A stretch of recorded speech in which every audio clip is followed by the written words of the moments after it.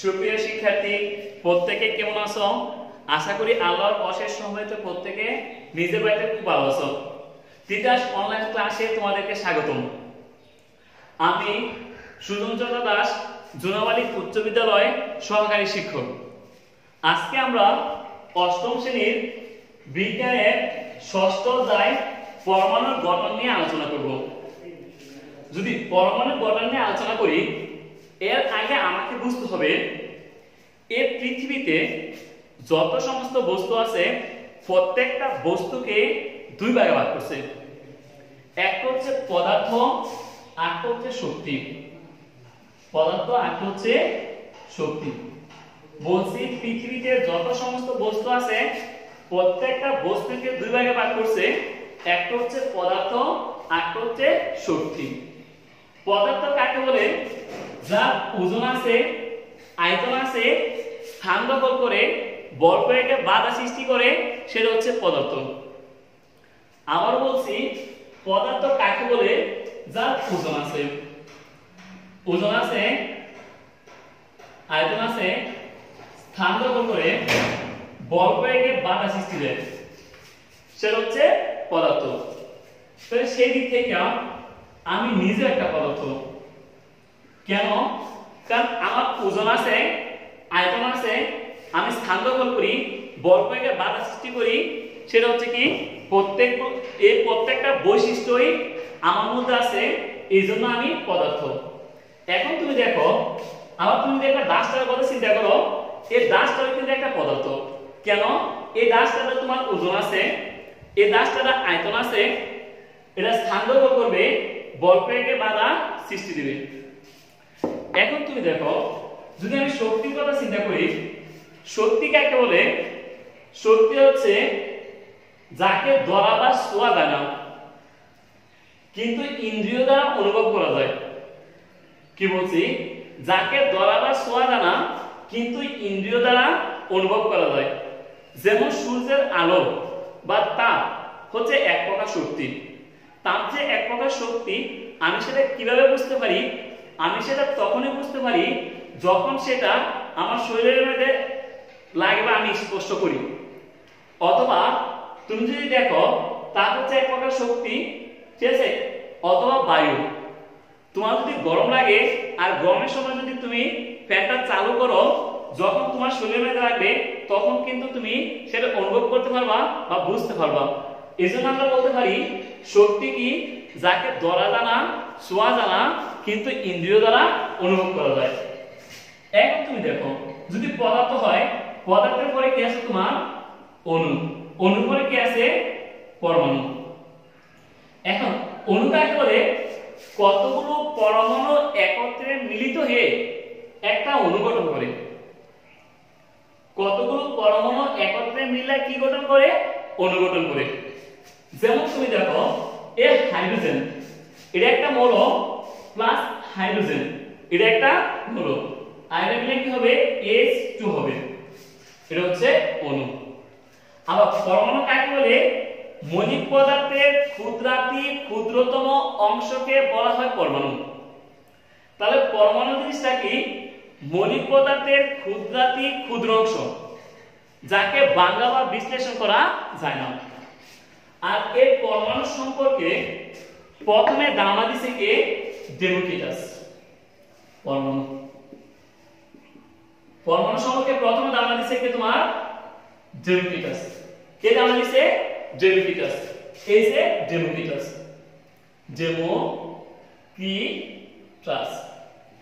Democritus তোমার কি বলছে? ডেমোক্রিটাস তোমার বলছে যে পরমাণু হচ্ছে অ্যাটম। পরমাণু হচ্ছে অ্যাটম। অ্যাটম মানে কি? যাকে ভাঙা বা বিশ্লেষণ করা যায় না। ঠিক আছে? অ্যাটম মানে কি? যাকে ভাঙা বা বিশ্লেষণ করা যায় না। উনি বলছে যে সকল পদার্থকে ভাঙা বা বিশ্লেষণ করা যায় না, সেটা হচ্ছে তোমার পরমাণু, অর্থাৎ মৌলিক পদার্থের ক্ষুদ্রাতি ক্ষুদ্র অংশ। কিন্তু ডেমোক্রিটাসের সাথে আরো দুজন বৈজ্ঞানিক ছিল, যারা হচ্ছে তোমার এরিস্টটল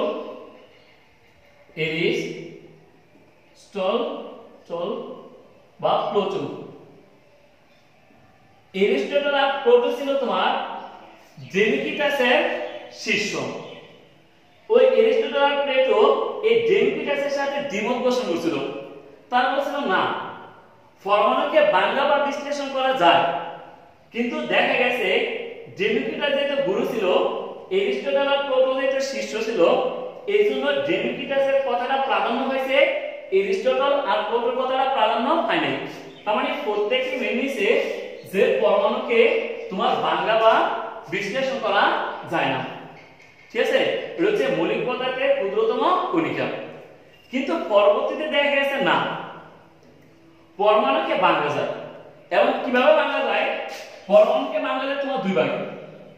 একটা হচ্ছে স্থায়ী কণিকা, স্থায়ী কণিকা, আর হচ্ছে অস্থায়ী কণিকা, স্থায়ী কণিকা।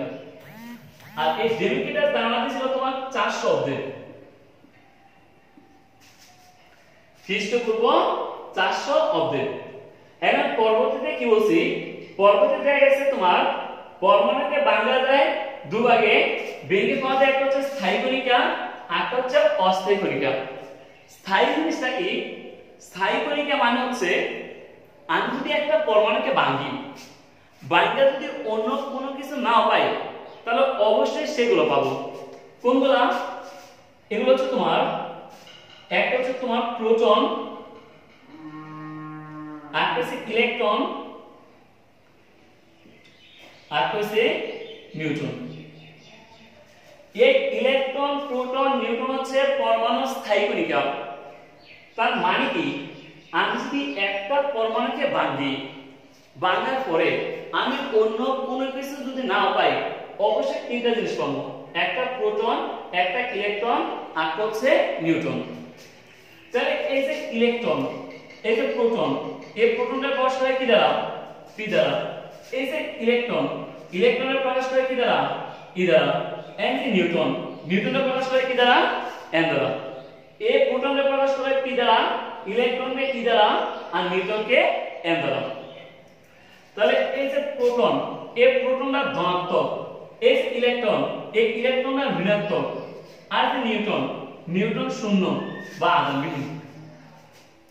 তাহলে একটা পরমাণুতে যত সংখ্যক প্রোটন থাকবে ঠিক তত সংখ্যক ইলেকট্রন থাকবে, এটা আমরা জানি।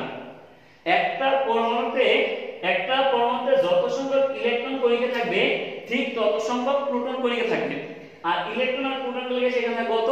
শূন্য। তাহলে এই যে প্রোটন, প্রোটন আবিষ্কার করছে কি তোমার রাদারফোর্ড, রাদারফোর্ড। আর এই যে ইলেকট্রন, ইলেকট্রন আবিষ্কার করছে কি তোমার J J Thomson, J Thomson. আর এই যে নিউটন, নিউটন আবিষ্কার করছে কি তোমার চ্যাডউইক। তাহলে আমরা আবিষ্কারগুলো জানলাম, প্রোটন আবিষ্কার করছে Rutherford, electron J J Thomson, আর নিউটন চ্যাডউইক। তাহলে এই যে প্রোটন, প্রোটনের মান কত? Plus 1.67 into 10 inverse 19। একই রকম ভাবে ইলেকট্রনের মান কত হবে? Minus 1.67 into 10 inverse 19। আর নিউটন, নিউটনের কত হবে? 0। এই হচ্ছে আধান, এই হচ্ছে কি আধান। প্রোটনের আধান হচ্ছে প্লাস 1.67 into 10 inverse 19, আর ইলেকট্রনের হচ্ছে মাইনাস 1.67 into 10 inverse 19, আর নিউটন হচ্ছে কত? 0। তাহলে আমরা যদি অস্থায়ী কণিকার কথা চিন্তা করি, অস্থায়ী কণিকাগুলো কি? অস্থায়ী কণিকাগুলো হচ্ছে তোমার আলফা, আসতে পারে তোমার বিটা, আসতে পারে গামা, আসতে পারে নিউট্রিনো, টিনো, আসতে পারে তোমার এন্টি নিউট্রিনো, নিও, টিনো, মেসন, জেনন, রেডন। এগুলো হচ্ছে একটা পরমাণুর অস্থায়ী কণিকা, আর এগুলো কি? একটা পরমাণুর স্থায়ী কণিকা। এগুলো হচ্ছে অস্থায়ী, এগুলো হচ্ছে স্থায়ী। এগুলো কিছুক্ষণ আছে, একটু নাও থাকতে পারে, কিন্তু এগুলো কিন্তু তোমার স্থায়ী কণিকা। আচ্ছা, আমরা যদি আরেকটা খেয়াল করি, তাহলে পরমাণুর গঠনটা দেখলাম। এখন আমরা একটু দেখি ডেমিকিটাসের পরে পরমাণু সম্পর্কে জানা দিয়েছে কি তোমার জন ডাল্টন। জন ডাল্টন আছে কত সালে তোমার? জন ডাল্টন আছে 1803 সালে। জেনেটিক আছে পরে পরমাণু সম্পর্কে ধারণা দিয়েছে জন ডাল্টন কত সালে? 1803 সালে। জন ডাল্টন কি বলছে? উনি বলছে যে হ্যাঁ, জন ডাল্টন ছিলেন একজন স্কুল শিক্ষক। উনি এই কথাই বলছে যে পরমাণুকে ভাঙা বা বিশ্লেষণ করা যায় না। পরমাণু হচ্ছে তোমার মৌলিক পদার্থের ক্ষুদ্রতম কণিকা। মৌলিক পদার্থের ক্ষুদ্রতম কণিকা। মৌলিক পদার্থের কি কণিকা? ক্ষুদ্রতম কণিকা। আচ্ছা, এই জন ডাল্টনের পরে কি আছে? জন ডাল্টনের পরে তোমার আছে রাদারফোর্ড।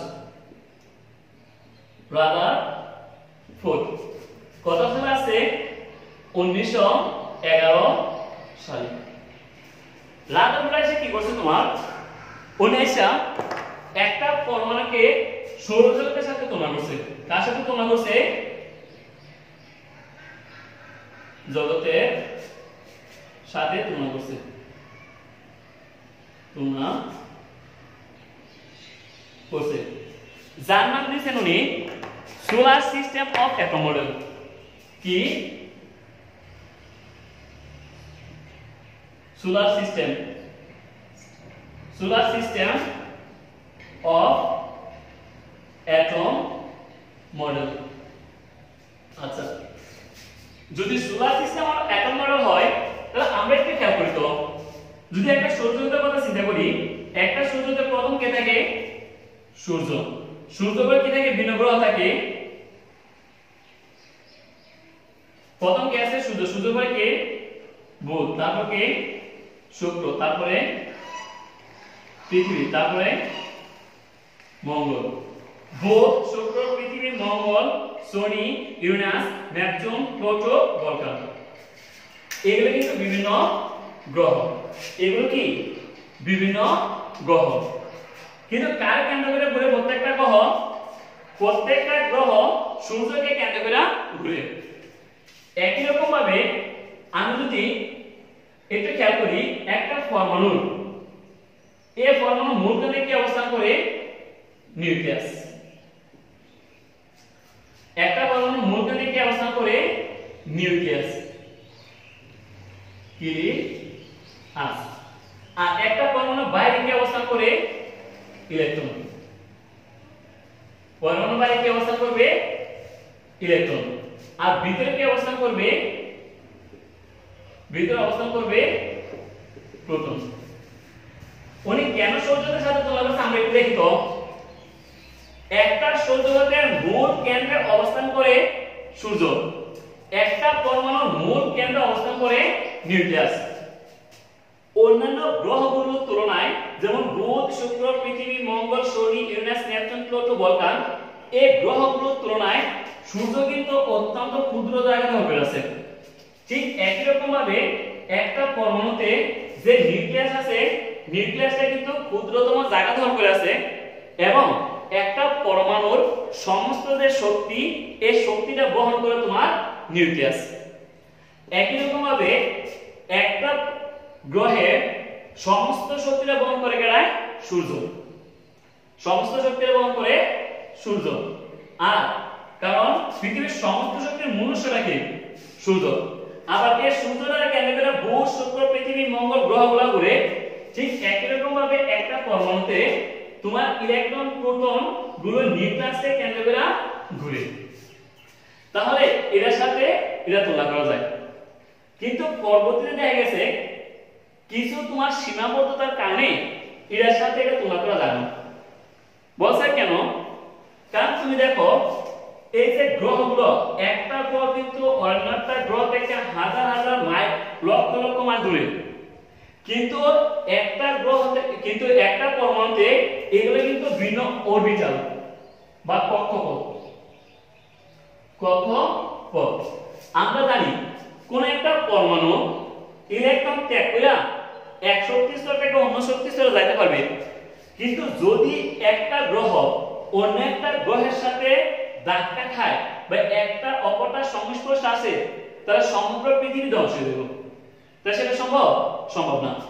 আবার বিজ্ঞানী ম্যাক্সওয়েল একটা কথা বলছে, বিজ্ঞানী ম্যাক্সওয়েল কি বলছে তোমারে, যে যদি কোনো একটা নিউক্লিয়াসকে কেন্দ্র করে, ঠিক আছে, যদি নিউক্লিয়াসকে কেন্দ্র করে একটা পরমাণু একটা অনবরত বৃত্তাকার কক্ষপথে ঘুরবে, তো বৃত্তাকার কক্ষপথে ঘুরলে এক সময় সে কিন্তু কেন্দ্রে পতিত হবে। কোথায় পতিত হবে? কেন্দ্রে পতিত হবে। এই জন্য বিজ্ঞানের বিতর্কে সেটা ঠিক না। আচ্ছা, যদি এরকমটা হয় তাহলে আমরা একটু দেখি, একটা পরমাণু নিলাম, যে কোনো একটা পরমাণু, এই পরমাণুর একটা নিউক্লিয়াস আছে, পরমাণু শক্তিকে ব্যবহার করে নিউক্লিয়াস, নিউক্লিয়াস, আর বাইরে কি আছে? ইলেকট্রন। আচ্ছা, আর ভিতরে কি আছে? Proton, proton, proton, proton. তাহলে মোট কেন্দ্রে কি আছে? নিউটন। এখন তোমার কথা হচ্ছে আমরা একটু দেখি, একটা পরমাণুতে ইলেকট্রন কিন্তু একটা পরমাণুর বাইরে একটা বৃত্তাকার কক্ষপথে অনবরত ঘুরবে। কারা কেন্দ্র করে? নিউক্লিয়াসকে কেন্দ্র করে। ইলেকট্রনের কাজটা কি? ইলেকট্রনের কাজটা হচ্ছে একটা নিউক্লিয়াসকে কেন্দ্র করে সে কি করবে? অনবরত একটা বৃত্তাকার কক্ষপথে ঘুরবে। প্রোটনটাও ঘুরবে, কিন্তু কোথায়? তোমার বৃত্তাকার কক্ষপথের ভিতরে, একটা নির্দিষ্ট বৃত্তাকার কক্ষপথের ভিতরে কি করবে? সে অনবরত ঘুরবে। তাহলে পরমাণু মূল কেন্দ্রে কি আছে? নিউক্লিয়াস। নিউক্লিয়াসে কি আছে? নিউটন। এখন তুমি দেখো, যদি এরকমটা হয়, আমরা জানি সমধর্মী মূলক পরস্পরকে বিকর্ষণ করে আর বিপরীতধর্মী মূলক পরস্পরকে আকর্ষণ করে। সেই হিসাবে কিন্তু তোমার ইলেকট্রনটা যেহেতু ঋণাত্মক আর প্রোটনটা যেহেতু ধনাত্মক, সেই হিসাবে তোমার কি হওয়ার কথা? সেই হিসাবে কিন্তু তোমার এই প্রোটনটা মানে ধনাত্মকটা ঋণাত্মকটাকে আকর্ষণ করার কথা। যেহেতু এরা ধনাত্মক, এরা কি ঋণাত্মক, বিপরীতধর্মী, কারণ সমধর্মী মূলক পরস্পরকে কি করবে? বিকর্ষণ করবে, আর বিপরীতধর্মী মূলক পরস্পরকে আকর্ষণ করবে। তাহলে এরা কিন্তু একটা আকর্ষণ করার কথা। কিন্তু তুমি দেখো, এই যে ইলেকট্রন ঘোরার সময় কি করে? একটা বৃত্তাকার কক্ষপথে সে কি করে? কেন্দ্র বিমুখী বল দেয়। কি বল দেয়? কেন্দ্র বিমুখী বল দেয়। যেমন তুমি মনে করো, এটা হচ্ছে একটা নৌকা, আর এখানে হচ্ছে কাদা, আর এটা হচ্ছে শুকনো স্থান বা মাটি। তো তুমি কি নৌকাটা থেকে কাদাটা নামবা না? তোমার টার্গেটটা কি? যে আমি শুকনো স্থানে যাব। তাহলে তুমি কি করবে? নৌকাটা থেকে লাফ দিবা। তুমি নৌকাটা থেকে লাফ দিয়ে তুমি এখানে চলে আসবা। কিন্তু এই যে নৌকাটা এখানে থাকবে না, নৌকাটা কি করবে? একটু পিছনে যাবে না? ঠিক একই রকম ভাবে এই ইলেকট্রনটা একটা নিউক্লিয়াসকে কেন্দ্র করে অনবরত একটা বৃত্তাকার কক্ষপথে ঘুরে, কিন্তু সেটা কেন্দ্র বিমুখী বল দেয়। এই জন্য প্রোটনটা আকর্ষণ করার কথা না। তাহলে এই প্রোটনটা ইলেকট্রনটা আকর্ষণ করার কথা। হ্যাঁ, এই প্রোটন ইলেকট্রনকে আকর্ষণ করতে চায়, কিন্তু এই যে নিউক্লিয়াস আছে, এই নিউক্লিয়াসটা কি করে? প্রত্যেকটা মূলকে তার নিজ কেন্দ্রের দিকে নিয়ে আসে। যেহেতু নিউক্লিয়াসের শক্তিটা বেশি, প্রোটনের শক্তিটা কম, এই জন্য কিন্তু সে ওখানে যাইতে পারে না। ঠিক আছে? কেন? নিউক্লিয়াসের আকর্ষণের কারণে। আরেকটা জিনিস তুমি দেখো, আমরা যদি দেখি তাহলে একটা পরমাণুতে তার অধিকাংশ জায়গায় ফাঁকা। অধিকাংশ জায়গায় কি? ফাঁকা। তাহলে অধিকাংশ জায়গায় যদি ফাঁকা হয়, তাহলে এখানে কি আছে? প্রোটন। প্রোটন কোথায়? ভিতরে অবস্থান করে, আর ইলেকট্রন কোথায় অবস্থান করে? বাইরে। তাহলে প্রোটনটা ধনাত্মক, ইলেকট্রনটা ঋণাত্মক, আর নিউট্রন হচ্ছে আধান নিরপেক্ষ। তাহলে এই নিউক্লিয়াসটা কি? এই নিউক্লিয়াসটা আলাদা ধনাত্মক।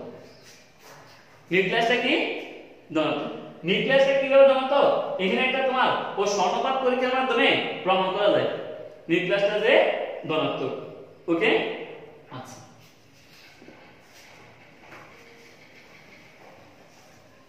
এবার একটু দেখো,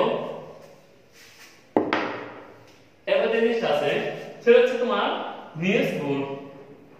পরমাণু সংখ্যা এর কথা কে বলছে? Nils bore. কত সালে? 1913 সালে। নিলস বোরের কথা ছিল এরকম, তোমার রাদারফোর্ড যে বলছে যে একটা পরমাণু মূল কেন্দ্রে অবস্থান করে নিউক্লিয়াস, আর বাইরে অবস্থান করে ইলেকট্রন, ভিতরে অবস্থান করে প্রোটন। কিন্তু উনি কথা বলে দিতে পারে একটা পরমাণুতে ইলেকট্রন আর প্রোটন নিউক্লিয়াসে কেন্দ্র করে কিভাবে ঘুরবে। কিন্তু রাদারফোর্ড আইসা প্রথমে যে কথা বলছে, উনি বলছে যে একটা বৃত্তাকার কক্ষপথে অনবরত ঘুরবে। কিভাবে ঘুরবে? একটা বৃত্তাকার কক্ষপথে ঘুরবে। এই কথাটা কে বলছে? তোমার নিলস বোর। আচ্ছা, আরেকটা কথা উনি বলছিল, উনি আরেকটা কথা বলছে, যদি উচ্চ শক্তি স্তর থেকে একটা ইলেকট্রন নিম্ন শক্তি স্তরে ভ্রমণ করে, তাহলে তোমার অরবিট বা অরবিটালের সংখ্যা কমে যাবে। ঠিক আছে? আর এখানে একটা শক্তি স্তরের কথা বলছিল, যেমন শক্তি স্তরের কথা 2n স্কয়ার। শক্তি স্তরকে কি দ্বারা প্রকাশ করা হয়? 2n স্কয়ার দ্বারা। যদি শক্তি স্তরকে 2n স্কয়ার দ্বারা প্রকাশ করা হয়, তাহলে আমরা যদি একটু খেয়াল করি, এটা একটা পরমাণু। তাহলে মনে করো এটা হচ্ছে প্রথম শক্তি স্তর। প্রথম শক্তি স্তর কি দ্বারা প্রকাশ করা হয়? k। দ্বিতীয় শক্তি স্তর কি দ্বারা প্রকাশ করা হয়? l। তৃতীয় শক্তি স্তর m। চতুর্থ শক্তি স্তর n। তাহলে k l m n এগুলো হচ্ছে কি তোমার শক্তি স্তর। তাহলে প্রথম শক্তি স্তরে ইলেকট্রন থাকবে কটা? এখানে n। nটা কি সংখ্যা? তোমার স্বাভাবিক সংখ্যা। যদি স্বাভাবিক সংখ্যা হয় তাহলে 2n স্কয়ার, তার মানে 2 * 1 স্কয়ার। তাহলে কত? 2k 2। তাহলে প্রথম শক্তি স্তরে সর্বোচ্চ করা থাকবে 2টা। দ্বিতীয় শক্তি স্তরে সর্বোচ্চ করা থাকবে তোমার ওই যে 2n স্কয়ার না, তাহলে কত? 2 * 2 স্কয়ার। তো দুজনে কত? 4, 4 জনে কত? 8। আবার তৃতীয় শক্তি স্তরে আসছে তোমার কত? 2n স্কয়ার, তাহলে কত? 2 * 3 স্কয়ার। 3 3 কে 9, 9 জনে কত? 18। একই রকম ভাবে চতুর্থ শক্তি স্তর করা থাকবে তোমার 32টা। তাহলে প্রথম শক্তি স্তরে সর্বোচ্চ ইলেকট্রন দান ক্ষমতা আছে তোমার 2টা। দ্বিতীয় শক্তি স্তরে সর্বোচ্চ ইলেকট্রন দান ক্ষমতা 8টা। তৃতীয় শক্তি স্তরে সর্বোচ্চ 18টা। আর চতুর্থ শক্তি স্তরে করা 32টা ইলেকট্রন থাকতে পারবে।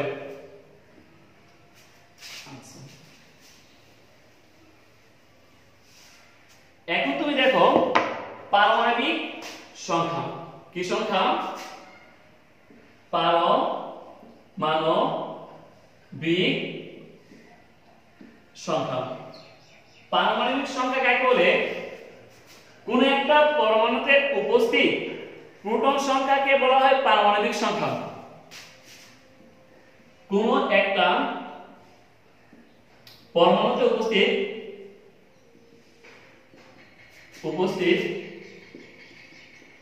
প্রোটন সংখ্যাকে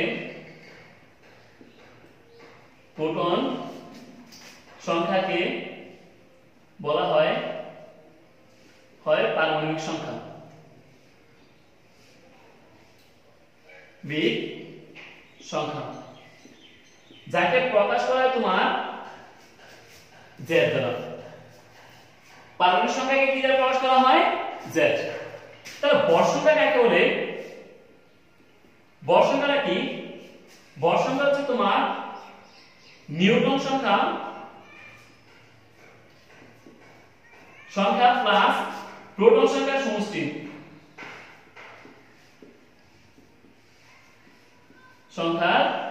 সমষ্টি।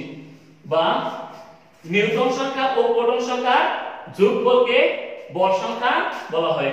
আর ভর সংখ্যাকে কি দিয়ে প্রকাশ করা হয়? a। বাকি আছে কি তোমার নিউটন সংখ্যা,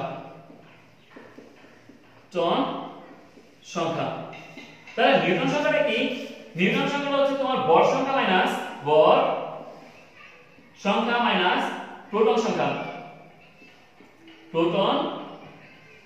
সংখ্যা বা তোমার a - z। ভর সংখ্যা থেকে কি সংখ্যা বাদ দেবো? পারমাণবিক সংখ্যা বাদ দেবো, যেটা হচ্ছে তোমার কত? m। ঠিক আছে? তাহলে পারমাণবিক সংখ্যা কি? কোন একটা পরমাণুতে উপস্থিত প্রোটন সংখ্যাকে পারমাণবিক সংখ্যা বলা হয়। ভর সংখ্যা কি? নিউট্রন সংখ্যা ও প্রোটন সংখ্যার সমষ্টি। আর নিউটন সংখ্যা কি? ভর সংখ্যা মাইনাস প্রোটন সংখ্যা। তাহলে নিউটন সংখ্যাকে n দ্বারা, ভর সংখ্যাকে a দ্বারা, আর পারমাণবিক সংখ্যাকে z দ্বারা প্রকাশ করা হয়। আচ্ছা, আমি যদি তোমাকে বলি, মনে করো নিলাম x, এখানে নিলাম a, এখানে নিলাম z, এখানে নিলাম প্লাস মাইনাস m।